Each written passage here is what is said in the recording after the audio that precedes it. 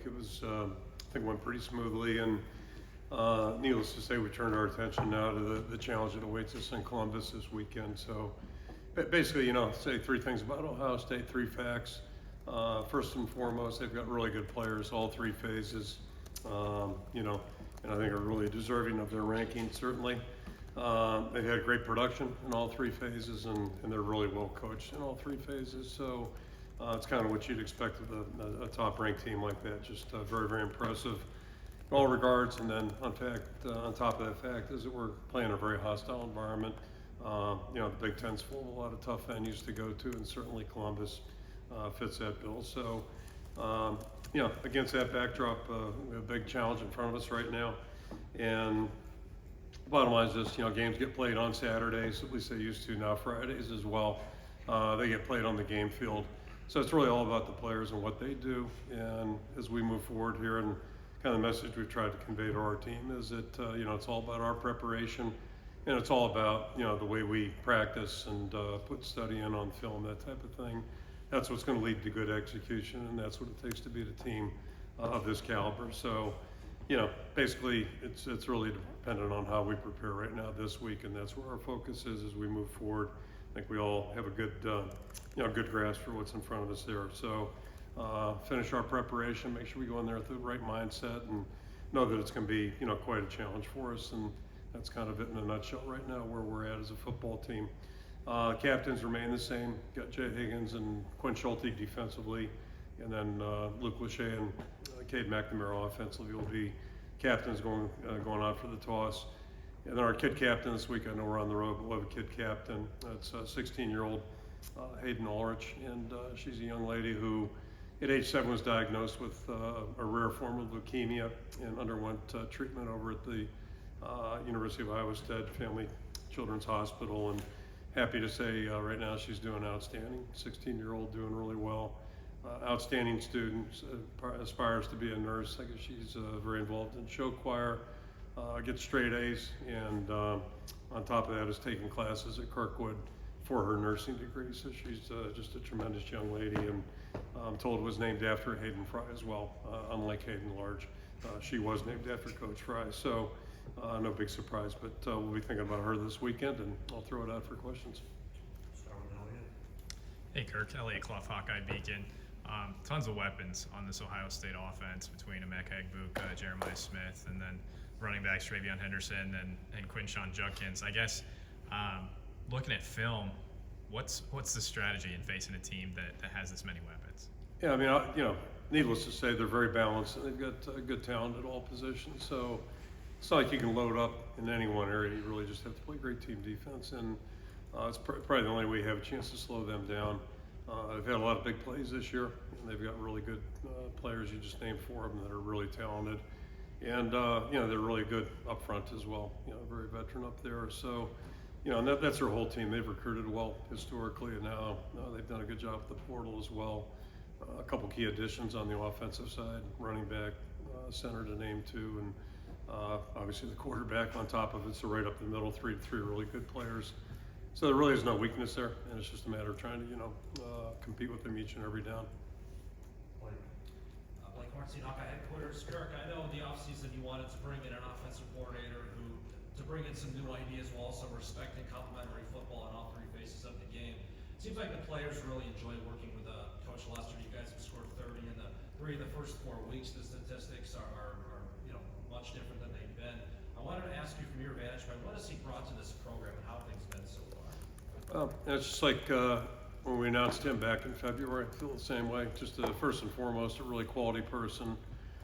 And, I've been here 34 years now. I think I've worked with, whatever it would be, let me do the math, 2 coordinators plus 4, 6 coordinators offensively, and 3 defensive coordinators in my time here. Fortunate that we have good stability, and I think Tim's been a great fit for the program. Tremendous person, as I said. Outstanding football coach on top of it. Just very positive, and has really good expertise, and his passion and love is the offensive side. He's a former quarterback, and I think he's really fitting well with everybody in every regard. I also appreciate the fact that he does have, I think, a real perspective of the value of team football, and that's always been important here, at least during my 34 years, and I think he has an appreciation for that too. So he's been a great fit, and happy with the stats so far. But at this point, we've only played 4 games, so it's kind of like rankings. I think everything pans itself out or bears itself out a little bit more once you get into the latter part of the season. John Steffi, Cedar Rapids Gazette. Wanted to ask about a couple players injury-wise. O'Shawn Williams and Seth Anderson. Are either of them back now after the bye? Yeah, they both came back at the end of last week, I guess Friday. I think they were both on the field full speed. So yeah, it's good. And if there's a positive thing right now, I guess there's a lot of positive things, but one is that we're probably about as healthy as I can remember ever. We had a record short medical meeting. Every Monday night we meet medically, myself, Ray, and the medical staff, and happy to say it was short and quick, so that's good. Our body weights are good. So a lot of, for this time of year, we're doing pretty well that way. Chad, nice to coach, Point Register. Just curious, obviously, not many people go into Ohio State and win games. That's the only stage you really haven't won in the Big Ten as a head coach. Yep. You got done 87, but is that like something you'd like to accomplish, I guess, at some point in your career? I mean, yeah. It's meaning winning this week, is what you're saying? So, yeah, absolutely, yeah. No, I mean, I don't look at it that way, like, haven't done this or haven't done that, but do we want to win this week? Absolutely, yes, we sure do, and we're trying to prepare for that right now. And there's probably a reason to say, the facts that you just gave. Historically, they've been really good, and they're tough to beat there. We all know that going into it. So, it's all about what we can do to try to get ready. And I don't want to say it took a miracle play, but it was close to that back in '87 over there. And we were close in '09 and played a heck of a game there in '13. So we've had some times where we've really made it competitive, and I think there's some parallels between all those games. You're gonna have to make some plays. You're gonna have to compete for the full 60. Because they were awfully good in '87, and they were awfully good in '13. Some similar challenges back then. It felt like they had 12 guys on the field offensively. So somehow, some way, you've got to contain them a little bit, and then also try to muster up some plays on your end, and it's always a challenge. Scott.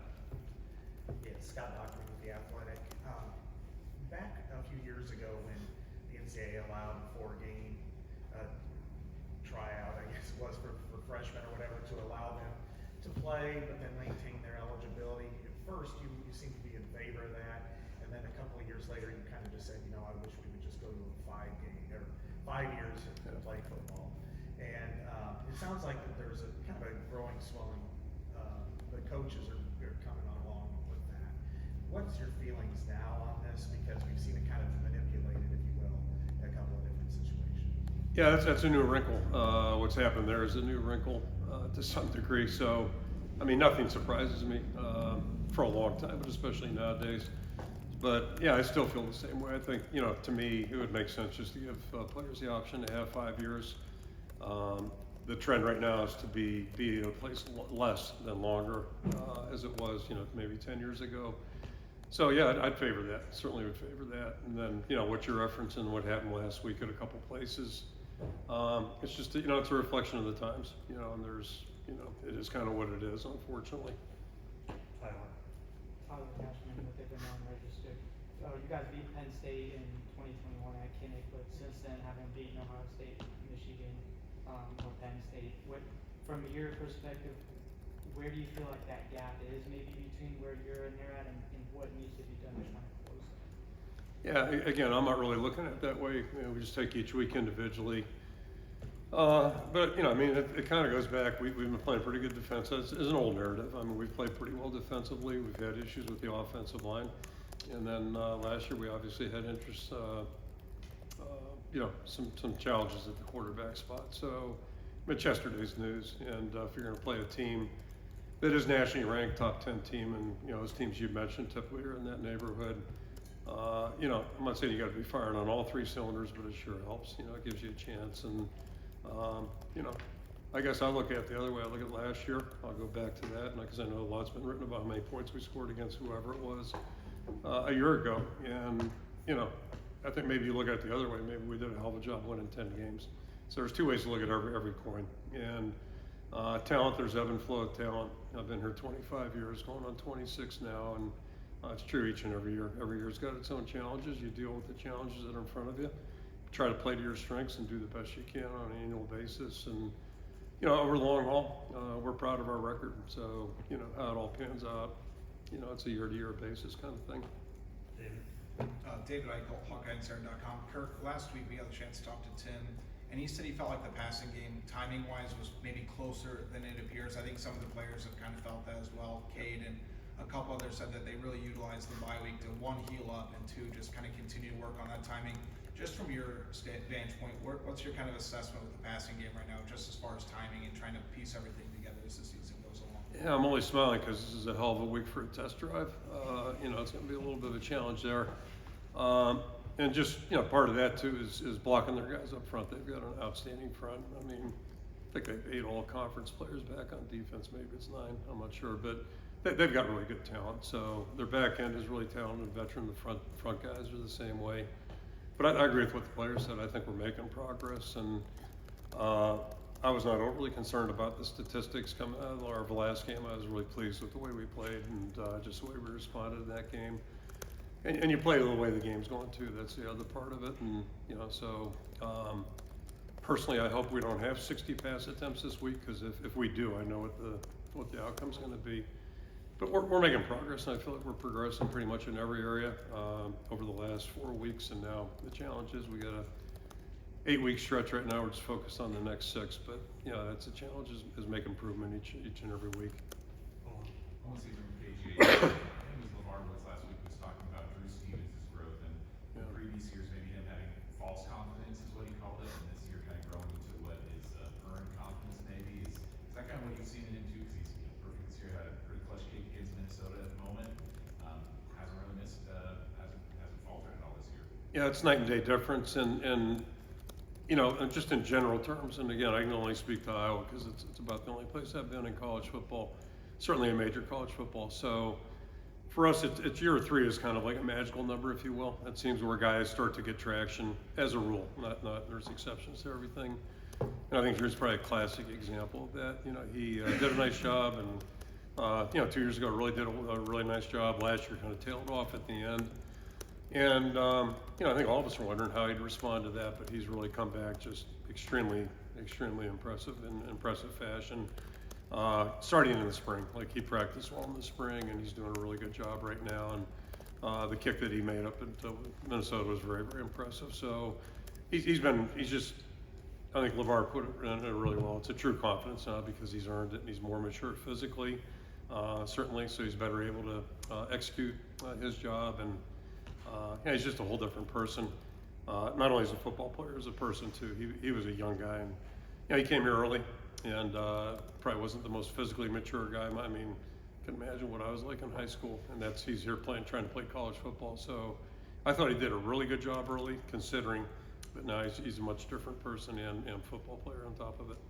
Scott coming in with The Athletic. I wanted to ask about the line of scrimmage. I think most people will jump to the skill position players, but this seems to be a real classic line of scrimmage game. Yep.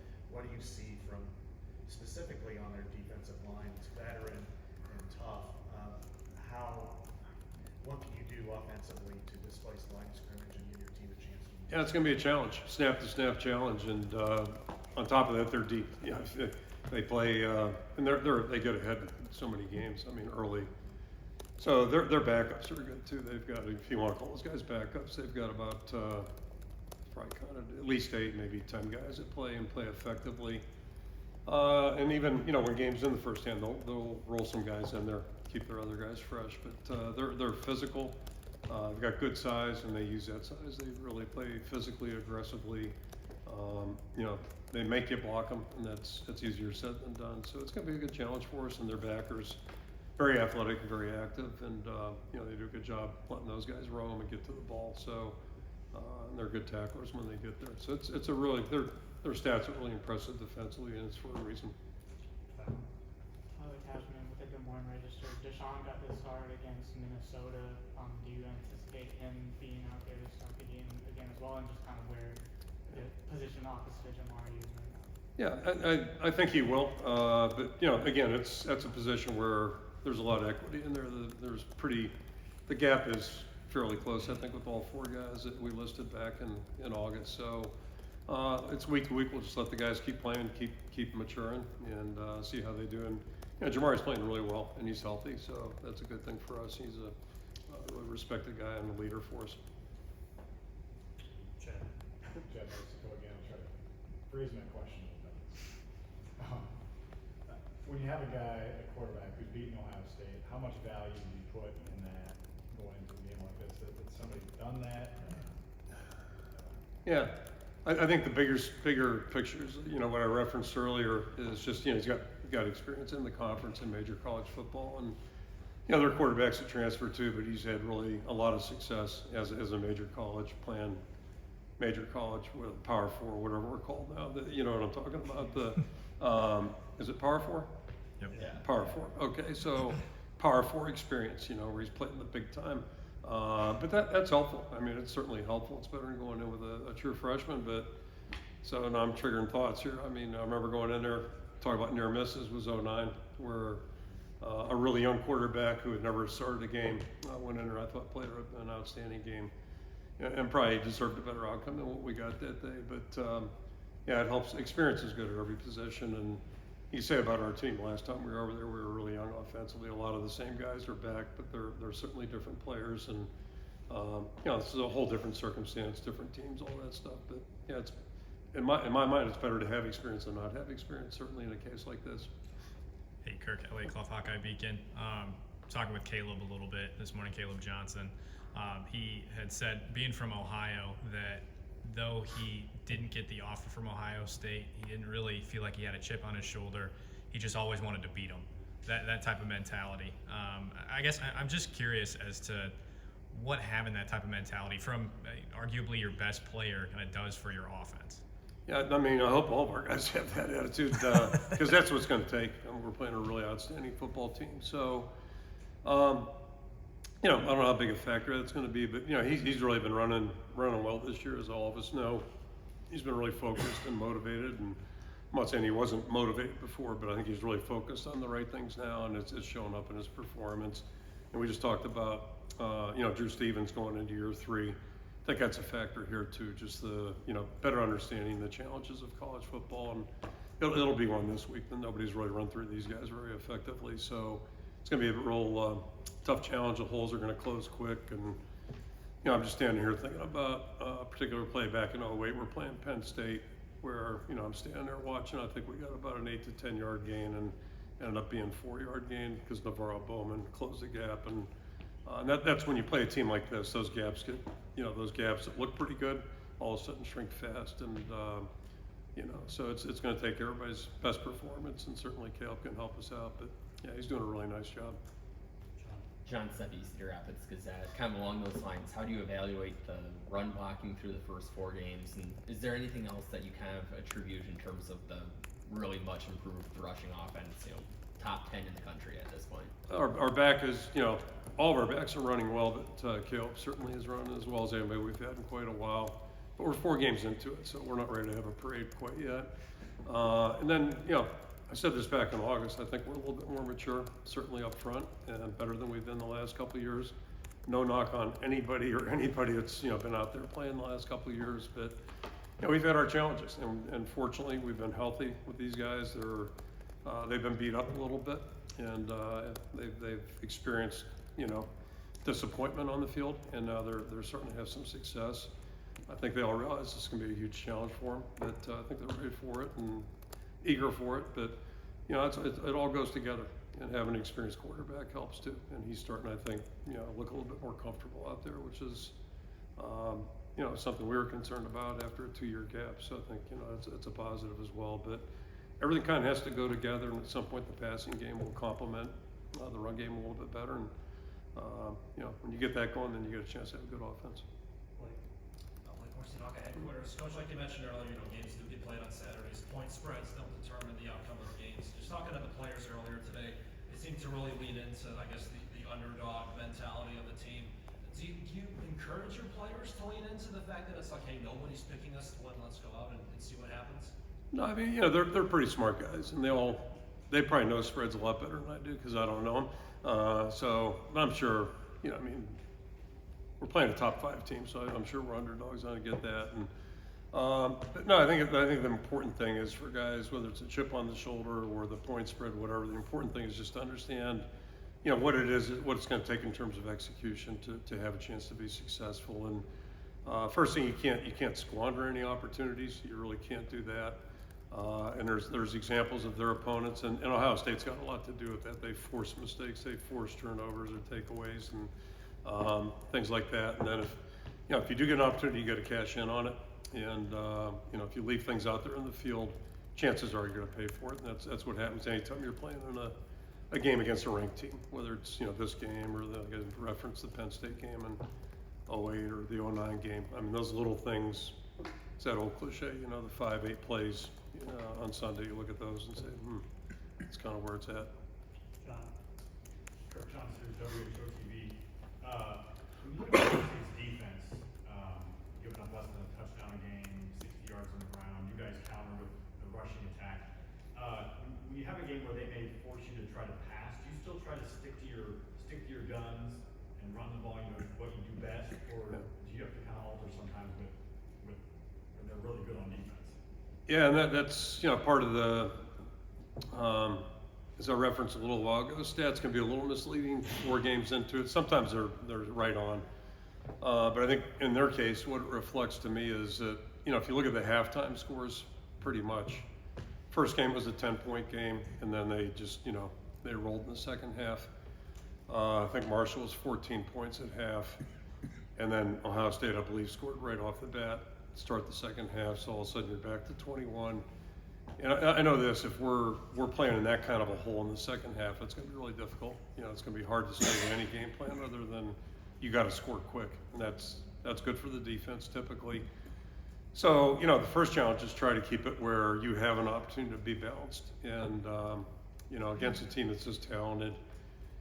Just in general terms, I guess my belief is you can't just be all pass or all run unless that's all you do. And we're not an option team, so you got to be able to pass the ball a little bit. So that is going to be the challenge. We're going to have to find that right mix and try to be effective in both regards to have a chance to be in the ball game. Jack. Hi, Kirk. Jack Leo with KC. I know we've asked a lot, especially to Coach Lester, about the new headset communication deal that goes off after 15 when the play clock gets to 15. Knowing what happened last week in Minnesota, basically with the added context of that headset, does it change any preparation with how you go up against the crowd of 100,000 that it's frankly it's going to be the loudest crowd you'll see all year? Yeah, I don't think so. I think it's just very helpful, and we still have the wristband stuff and all that just in case of the thing, because you have to be prepared if it goes down. That's the bad side about technology.